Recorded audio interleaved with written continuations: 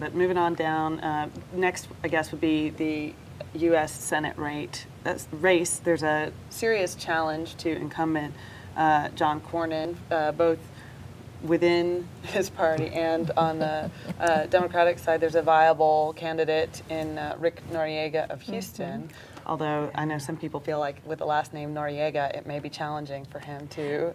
Well, this is a year for challenging names, if you will, because Obama definitely, right. and that's something. He has a war chest. Noriega definitely has, you know, a larger war chest than most of the other candidates. And you know, I think some people, you know, people were shocked at the last local elections when the Democrats did a big sweep. And I think some people are going to be surprised again. I think before we get too far away from the presidential races, one thing to consider is the impact of that huge turnout, whether it be, you know, 4 or 5, however many times what it has been in previous years, what the impact of that, you know, the trickle-down effect that's going to have on local and even statewide races. And, you know, so that's one thing. And then a lot of, you know, some of these candidates who have contested primaries may end up in a runoff. So you're going to have the first election with this huge turnout, and then a month later you're going to have a runoff with, you know, who knows what turnout. Yeah, that's a good point. And in 1988 that you mentioned, a lot of people got elected on the back of Jesse Jackson. Absolutely. A lot of people, because, and especially he did really well in Dallas County. Yes. I mean, just one example, you take the guy who's running for judge, his name is Larry Baraka. And people are afraid that because of the similarity between his name and Barack's, that he's got, you know, people who obviously don't support him are afraid of that.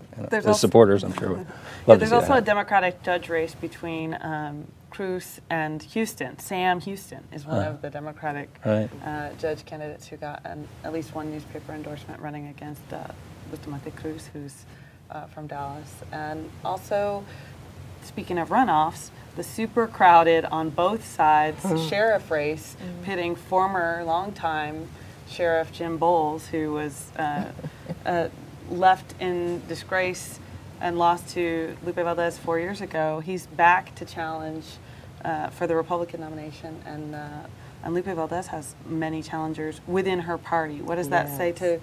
What does that say, first of all, I guess, about the Dallas County jails? Because really, the sheriff's office is all about reporting to the commissioner's court and running the jails, which have failed a federal inspection and are threatened with a federal lawsuit for failing to maintain standards of safety for the inmates. And how, you know, what does the educated and concerned voter who's maybe showing up for the first time at the polls because of the presidential candidates, what do they need to know about the sheriff's race?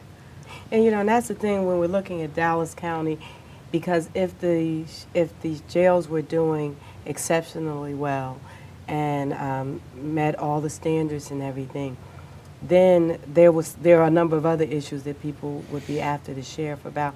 But she inherited a lot of what is wrong with the jails, and so and from the onset, just like what we can expect in a district attorney's race in a few years, that from the time she was sworn in, the targets, the darts, you know, there was just an all-out assault. It's going to be really interesting to see who is going to come through, because there are some really good candidates who are running, you know. And you look at the was it Catherine Smith, and then Lowell Kennedy, and he has the high name ID, and he's been around for a long time. Dallas, in this area, what was it, Irving City Council, and Irving Police. Yes, and you're going to look at some things that are going to go, and I think some of the same messages. It's going to be really interesting to see who's going to try to tie themselves closer to